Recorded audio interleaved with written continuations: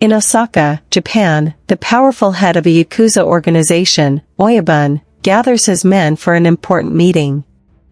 Furious over a failed assignment, he demands that 3 of his trusted lieutenants prove their loyalty through a painful act of punishment. 2 of them obey without hesitation, each sacrificing a finger as ordered. The 3rd man, however, loses his nerve and tries to conceal his fear instead of following through. Seeing this as an unforgivable sign of weakness, Oyabun swiftly executes him and then assigns Joe a new mission that will take him all the way to Normal, Minnesota. 3 weeks later, Ulysses Richardson arrives in the quiet town of Normal, Minnesota, and checks into a small local motel. The town is tiny, close-knit, and buried under freezing temperatures and heavy snowfall. After the recent death of Sheriff Gunderson, Ulysses has been hired as the temporary sheriff for 8 weeks while residents prepare to choose a permanent replacement. His enthusiastic deputy, Mike Nelson, quickly welcomes him and hopes the two can become friends. As Ulysses settles in, he notices that most of the town's issues are minor and uncomplicated. While handling official duties, Ulysses completes the final paperwork related to Sheriff Gunderson's death. According to Dr. Viley, the town's medical examiner, the former sheriff died in an accident after going fishing alone while intoxicated and eventually freezing to death. During Gunderson's memorial service, Mayor Kibner delivers an emotional speech honoring him. Later, the mayor privately tells Ulysses that he appreciates his relaxed approach to law enforcement and believes he could be a strong candidate for the permanent sheriff position. During the memorial, Ulysses notices Gunderson's only child, Alex, arguing with Anderson outside. Anderson refuses to let Alex enter the event and orders them to leave, raising questions about the tension between them. Later that evening, Ulysses spends some time talking with Moira at the local bar and opens up about the events that changed his life. He explains that, in his previous position, a young woman came to him claiming her father was abusing her. At the time, he dismissed her accusations and failed to take them seriously. Tragically, her claims turned out to be true. Eventually, the situation escalated when the girl confronted her father with a gun. According to Ulysses, she killed him and then turned the weapon toward him, leaving him with no choice but to fire back.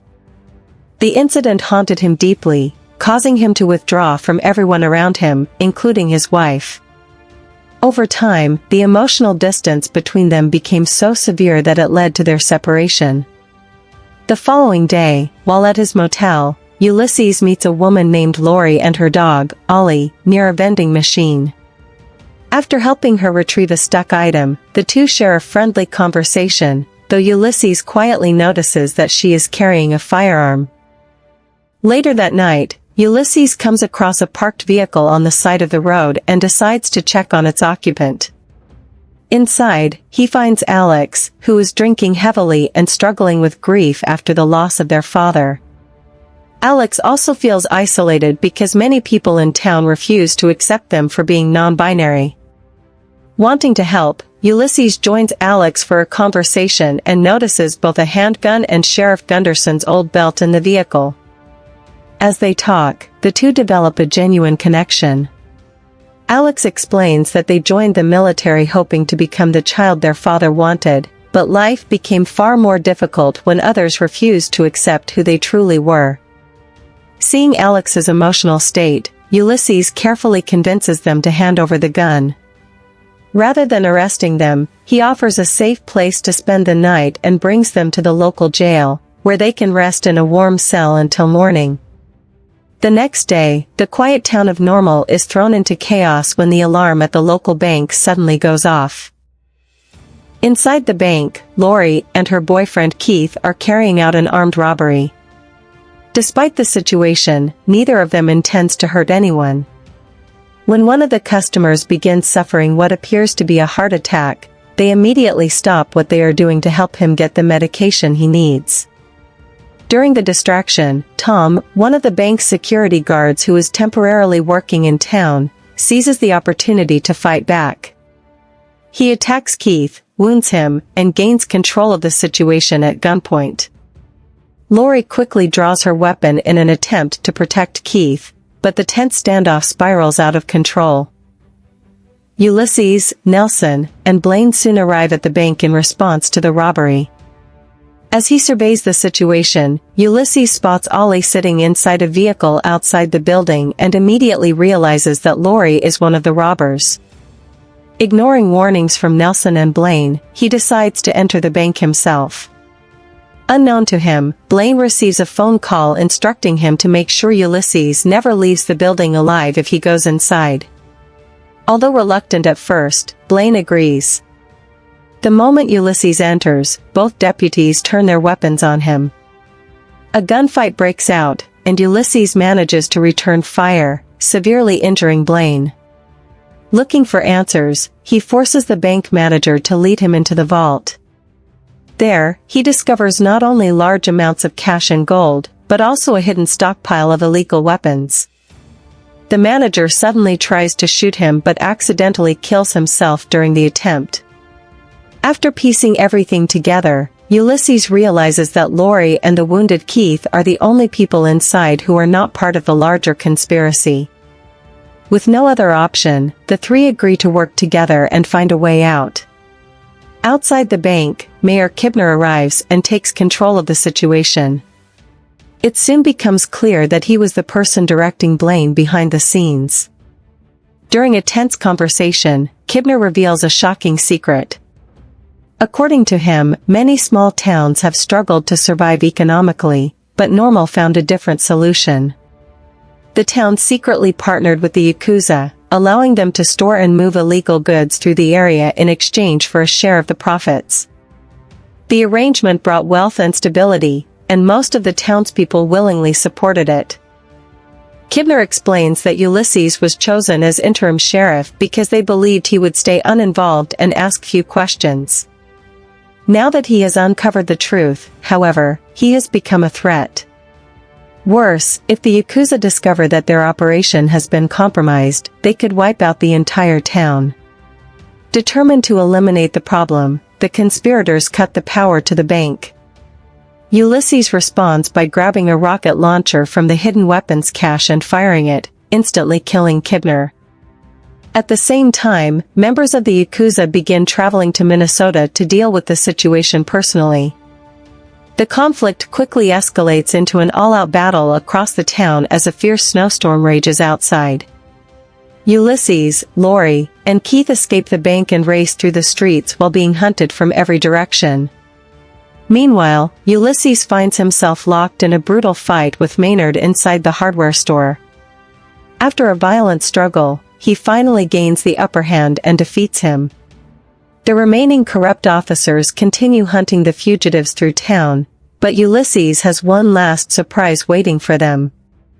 Before leaving the hardware store, he grabbed a stash of powerful flare explosives that Maynard had hidden away.